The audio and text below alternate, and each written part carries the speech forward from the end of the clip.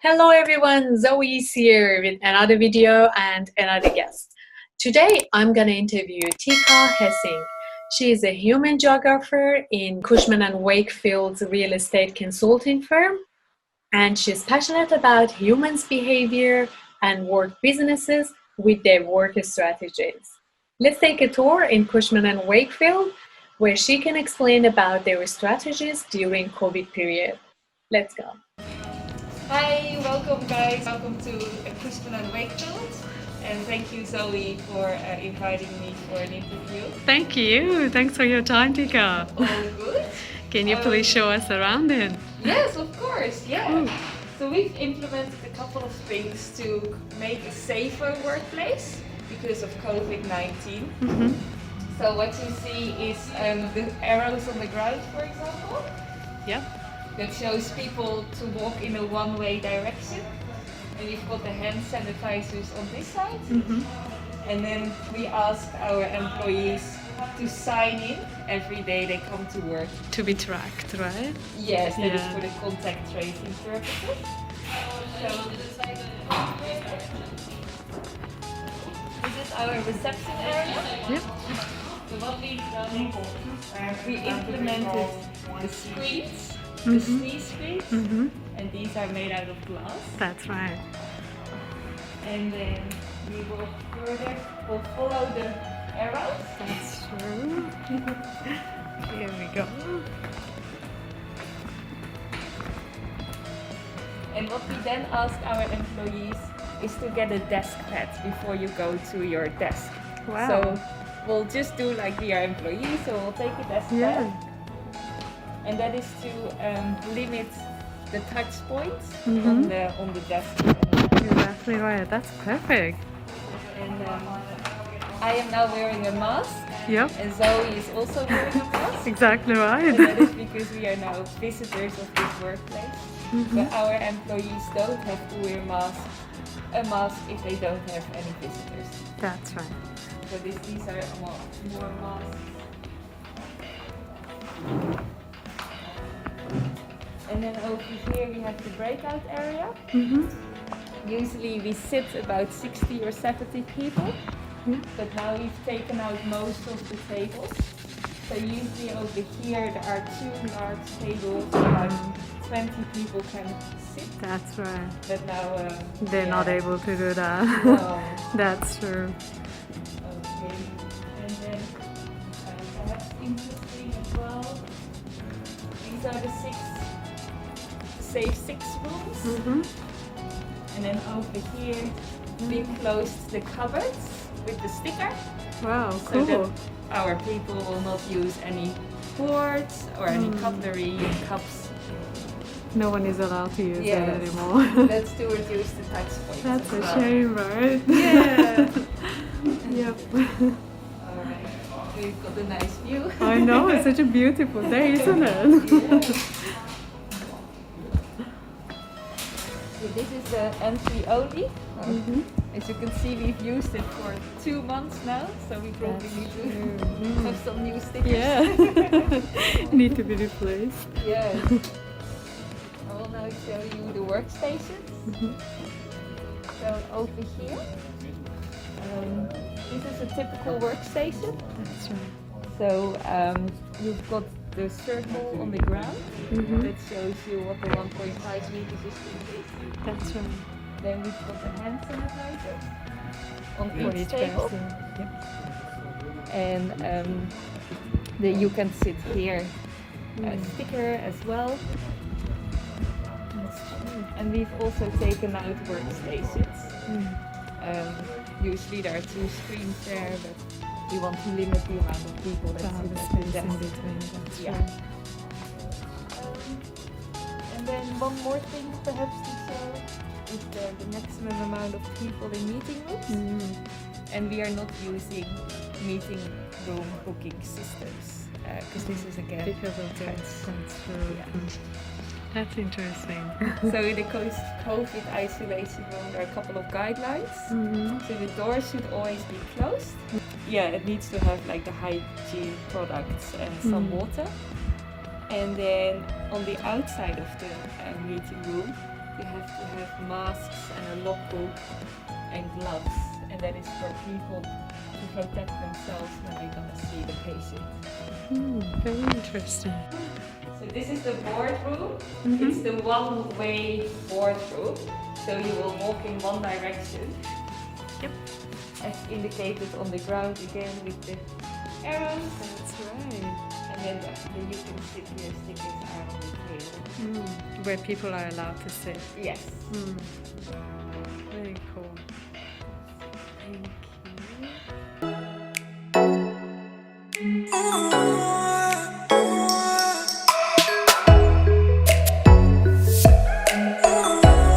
Hi Tica, how are you going? Thank you for joining us today. Thank you so much, Zoe, for the invite. Yeah. Thank you. We enjoyed the tour in your office, and we want to ask some questions, if it's all right, to get a little bit more familiar with your career. Of course, yeah. Thank you.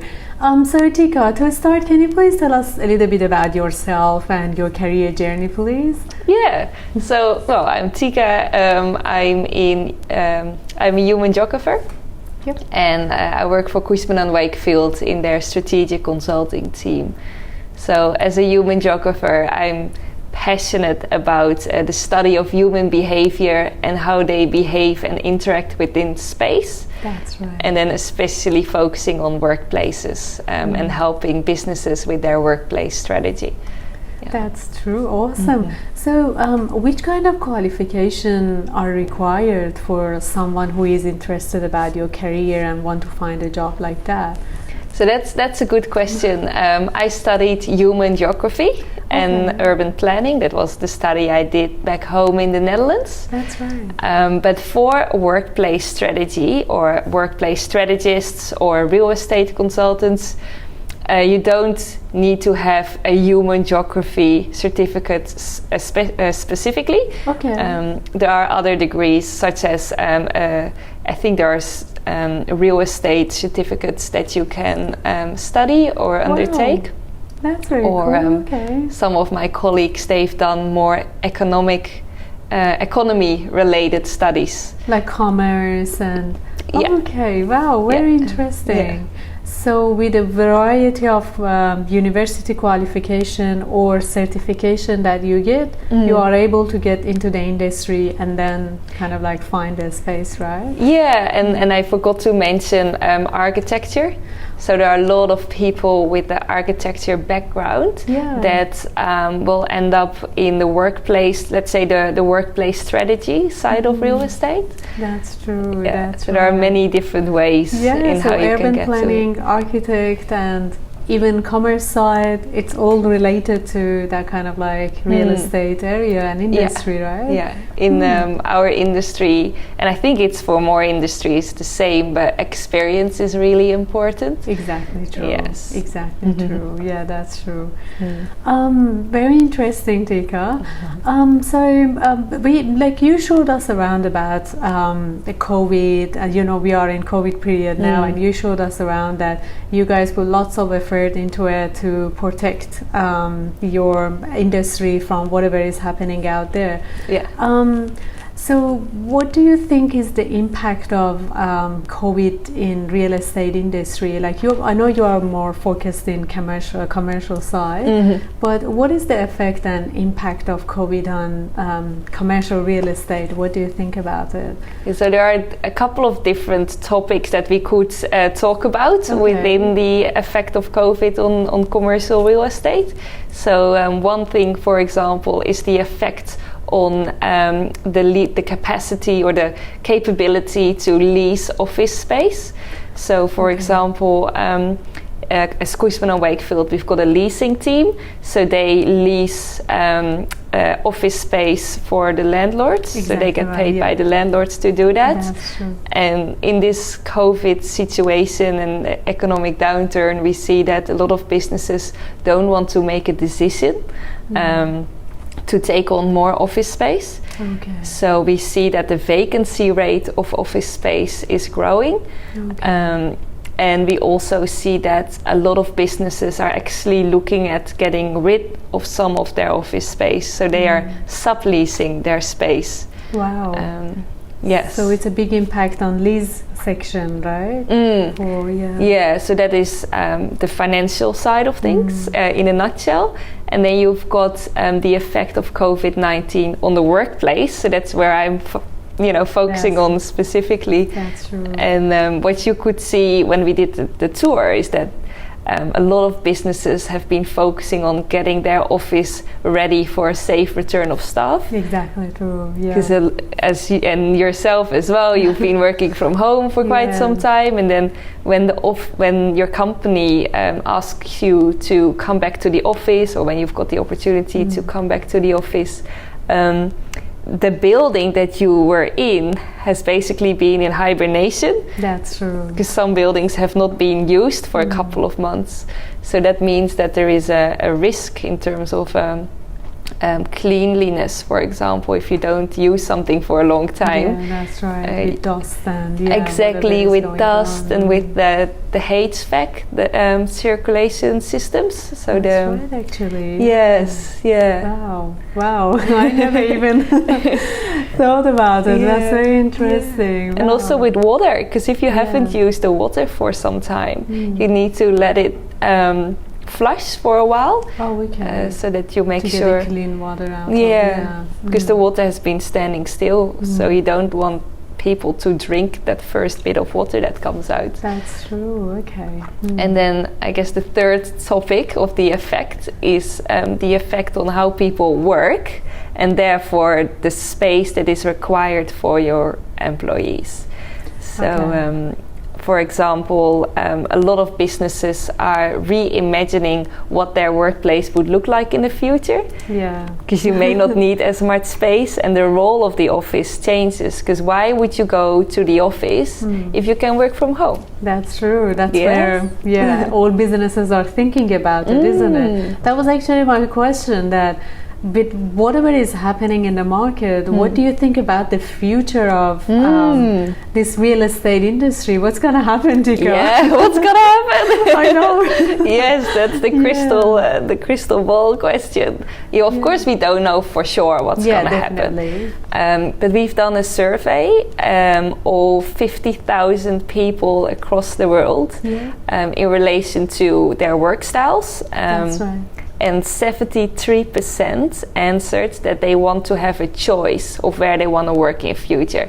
So they don't want to work from home 100% of the time. That's true. People don't want to be in the office 100% of the time. I'm one of those. Yes, and me too. Isn't it? It just gives you that flexibility, which is a good point. But then I think the part that there is a concern for is about building construction industry. What's going to happen to all this high-rise building in the city that which has been provided for businesses, isn't it? What's going to happen to them in the future? What's going to be the future of all these buildings and construction? Yes, well, it may be that so in Sydney specifically, the vacancy rate was very low. So we had about a 3.6 or 3.8% vacancy, which is much lower than a healthy vacancy, because in normal office market you want a little bit of vacancy so that businesses are able to move, right? That's true. That there is some mobility. But now the vacancy rate is rising, of course, and it will go back to maybe a healthy state, or maybe even a little bit, a little bit towards a higher vacancy rate, which puts the tenants in favor. So when you've got not much vacancy at all, the rent prices will go up. That's true. And now we see that the rents are going down. And for Sydney, that's quite, well, I guess good, because our office rents, the Sydney office rents have been sky high. Oh, really? So it will come down to a more normal balance, level. So I guess it's good for end users, but not as good for landlords. Yeah, that's the thing. Yeah. Yes. But I think that was a good point. Then, based on what you are saying, that's a positive side that we are getting to the balance. It depends on what party. For some it's good, but for most people, almost every business is struggling financially. But then another effect in the future on workplaces could be that buildings will have more touchless technology. Okay, that's right. Yeah. For example, the bathroom doors. Usually the bathroom doors are quite heavy to open, and you need to touch the door. What if you have an automatic sliding door? It's much more hygienic. That's exactly right. And the touchless taps, touchless soap, maybe touchless ways to adjust your environment. Let's say adjust the lights or adjust the temperature via your own mobile phone instead of touching the switches. I think it's like the industry is changing, but then in a positive way. There are many new jobs on the way, isn't it?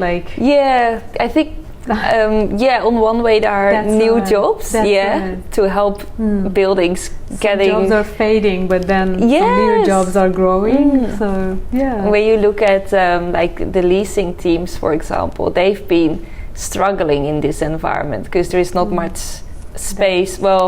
People don't really make decisions, so there is a lot of stuff that comes on the market, but not a lot that they are able to lease.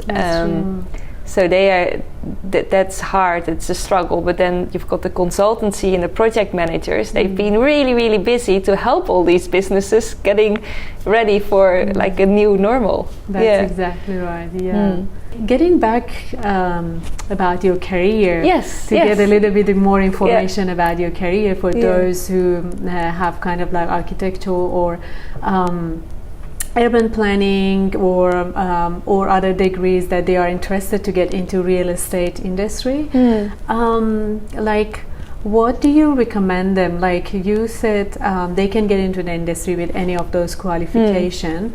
But what else do you want to recommend them to make it easier for them to get this job? So there are a lot of people in Australia that already work at real estate firms during their graduation program. So just a couple of days a week. So if you have a chance, do that. As I am not from here, I arrived in Australia after I had done a couple of years in real estate in the Netherlands. And I moved within the company, so I was quite lucky with that. But what really helped me in here to get to know people is to sign up for the industry events. That's right. So there are a couple of main industry bodies, such as CoreNet or the RICS or the FMA. There's a whole list. If you sign up and go to those events regularly, you will meet so many people, and it's nice to have that network. That's amazing. So you recommend them to look for network and connection as much as they can? Yes, very important in real estate. And try to find some like graduate plan program or intern program, is that right? Yes. Or maybe volunteer job to just get into the industry, to know it a little bit more, and then to find a job. That's right. Perfect. That's cool. So Tica, so for those who are interested, do you mind to let them know how is the working hours or salary for this job? Like, is that like as a range? Like, is that in a standard range, or like you need to work hard? It's like you have to work in shifts. Like, how is that? Like, how is the process?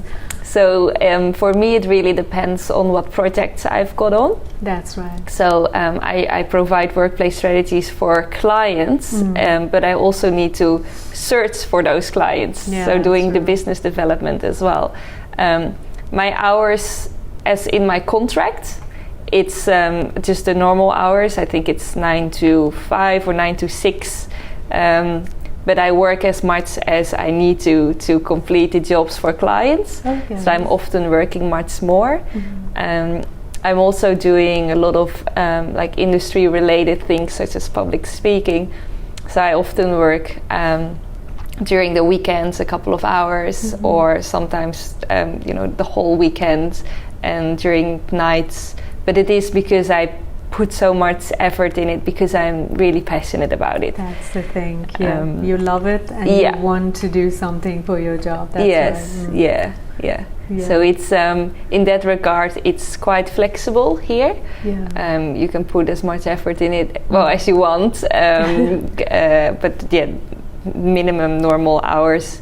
And then in terms of the salary, the market salary for a workplace strategist, it starts with 120. And then the 200 is like the higher level, and 120 is the lower level. Yeah. Awesome. That's cool. Thank you, Tica. Your information was amazing. Thank you, Zoe. Thank you. So at the end, is there any tip or advice that you're going to add for those who are looking for the job, like those who are graduated from university and they're trying to get into the market and find a job, or for those who immigrated to Australia and they have the degree but they don't know how to get into the industry? So do you have any tip or advice for them at the end? I think I would go back to my first advice. Get to know people, sign up for events. Some events are for free. Make sure your LinkedIn is up to date. That's right. So that when you meet people, send them a LinkedIn invite and make sure you stay connected. And when you then find a job and that person knows a person in that particular company, exactly, you may have a warm introduction. Sure. So you think the highlight is connection that they have to be focused on, to find the first job. Connection and making sure your profile is up to date. That's right. Perfect. Thank you very much, Tica. Thanks for your time today. We really enjoyed. Thank you so much.